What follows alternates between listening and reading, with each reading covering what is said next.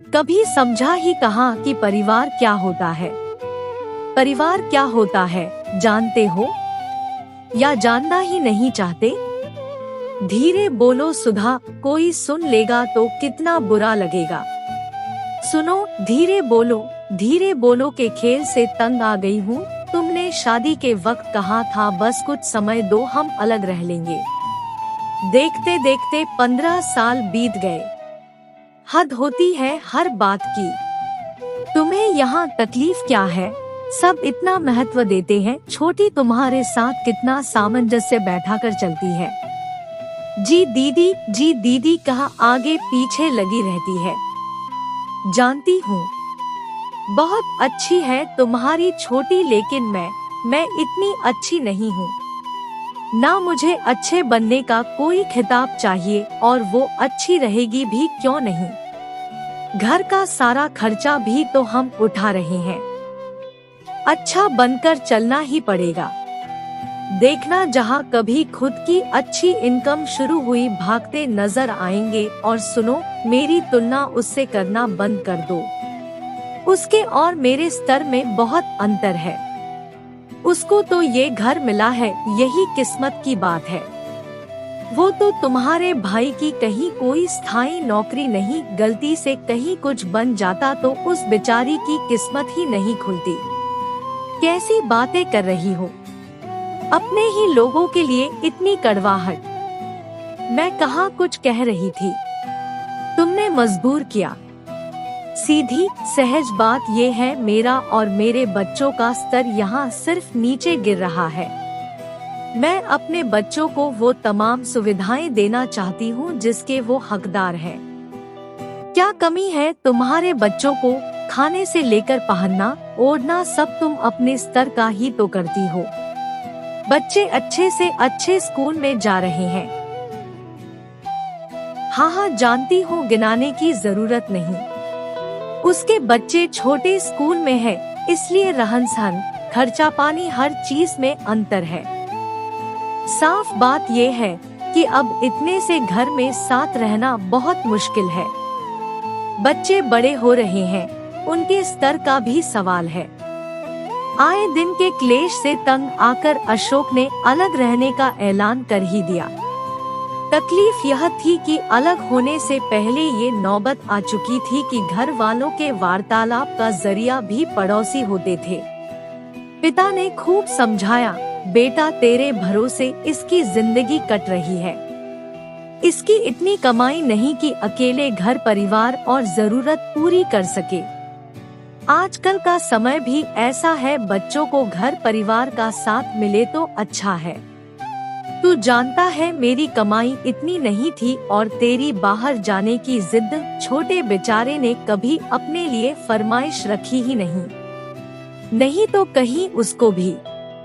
लेकिन जो खुद मनचाही बात समझ चुके हैं, उन्हें समझाने का कोई फायदा नहीं। पिताजी ने छोटे बेटे के साथ रह उसका साथ देने का फैसला किया। जहाँ छोटे घर में प्रेम न होने के बाद भी सबका साथ में उठना बैठना था, वहीं बड़ा घर बड़े कमरे लोगों को अपने तक सीमित कर गए। पैसे की चकाचौंध और दबी हुई इच्छाएं इस कदर पनपी की गलत को भी उच्च स्तर और आधुनिक जमाने की चाल के रूप में शाह मिलती गई। अशोक समय पर भाई और पिता से मिलने आता रहता और जितना सहयोग कर सकता था करता, जिसकी किसी को कानों कान खबर न थी। भैया, जब आप हम सबसे इतना प्रेम करते हैं तो छोड़ कर गए ही क्यों? मनोज, कभी कभी कुछ निर्णय समय पर छोड़ देने चाहिए। बहुत सी बातें मुझे अलग जाकर समझ आई। जो गलतियां मैं तुम्हारी समझता था वो मुझे अब साफ दिखने लगी है। जब प्रेम से बड़ा पैसा और रुतबा हो जाए तो उन रिश्तों में महज दूरी ही प्रेम वापस ला सकती है। अब ये सब छोड़ो। तुम बच्चों के स्कूल से असंतुष्ट थे ना? मैंने अपने बच्चे के स्कूल में बात की है। नहीं भैया, मेरी इतनी औकात नहीं कि इंटरनेशनल स्कूल में बच्चों को पढ़ाऊं, और अब उनके लिए भी कठिन रहेगा। देखो, उसी कैंपस में CBSE स्कूल भी है। जल्द ही बच्चों का एडमिशन उसी स्कूल में हो गया। अशोक के बच्चे इंटरनेशनल स्कूल में थे और मनोज के उसी कैंपस में सीबीएसई। कभी सामने टकराने पर अशोक की बड़ी बेटी रूही अपने भाई को पहचानती भी न थी। वो उसे देख नजरअंदाज कर जाती। एक दिन स्कूल कैंपस के बाहर कुछ लड़के लड़कियों पर फप्तियां कस रहे थे। उनमें से एक रूही को कई दिनों से परेशान कर रहा था। उसने घर आ माँ को बताया तो उन्होंने बड़ी आसानी से कह दिया, छोटी छोटी बातें हैं, नजरअंदाज करो, अपने आप में बोल्ड बने रहो, कोई कुछ नहीं कर सकता। माँ ने तो बड़ी आसानी से कह दिया, लेकिन अंदर ही अंदर रूही असहज महसूस कर रही थी। उसे अकेलापन सा महसूस हुआ। जब सब साथ रहते थे तो कैसे मम्मी से छुप भाई को सब बता देती थी। आज उसे पहली बार चाची और उनका बड़ा बेटा गौरव, जो रूही से महज 10 दिन छोटा था, याद आया। कैसे माँ के मना कर देने पर भी वो दोनों चुपके से उसकी हर समस्या को सुलझा दिया करते थे।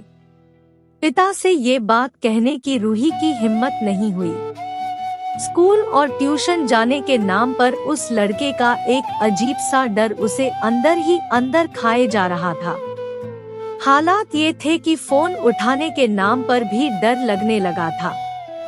डर था पापा को पता चला तो कहेंगे कुछ गलती तुम्हारी भी रही होगी। ऐसे एकदम से बात यहाँ तक कैसे बढ़ गई। बहुत सोच विचार के बाद आज ट्यूशन से सीधे घर नहीं पहुँची। माँ की किट्टी थी, उन्हें उसके घर न पहुँचने का आभास भी न था। ठक ठक, अरे रूही मेरी बच्ची, कह चाची ने गले लगा लिया। उस प्रेम में रूही की सभी समस्याओं का समाधान था, जितने मनोहर चाची, दादी और दोनों भाई कर सकते थे किया। ऑफिस से जल्दी आए चाचा उसकी पसंद की आइसक्रीम लेते आए। दादाजी बहुत खुश थे। बेटा मम्मी चिंता करेंगी। नहीं चाची, देखिए ना, मैं कहकर भी नहीं आई थी, तब भी मम्मी का कोई कॉल नहीं। वो अपने मौन व्यस्त रहती है, किट्टी में गई होंगी। लेकिन सबके कहने पर उसने पापा को मैसेज किया। पापा को उसके घर पहुंचने पर आश्चर्य हुआ, लेकिन वो कुछ न बोले। वो ऑफिस से सीधे उसे लेने आ गए। निश्चित किया गया कि स्कूटी भाई स्कूल में ले आएगा। आज मौका देख भाई से दिल की सभी बातें शेयर की।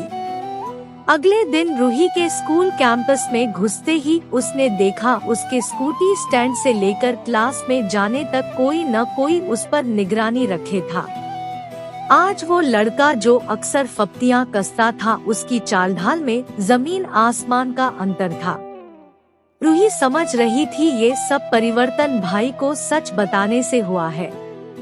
जिन सहेलियों के सामने अपने स्तर के हिसाब से जीती आई थी, आज उन्हें लेकर भाई के स्कूल के बाहर जा खड़ी हुई और बड़े शान से बोली, ये मेरा भाई गौरव। चाबी हाथ में लेकर बोली, थैंक यू भाई, मेरी हर परेशानी का समाधान कल भी आप थे और आज भी आप ही हो। गौरव मुस्कुराता रहा। घर पहुंची ही थी कि पता चला माँ का एक्सीडेंट हुआ है।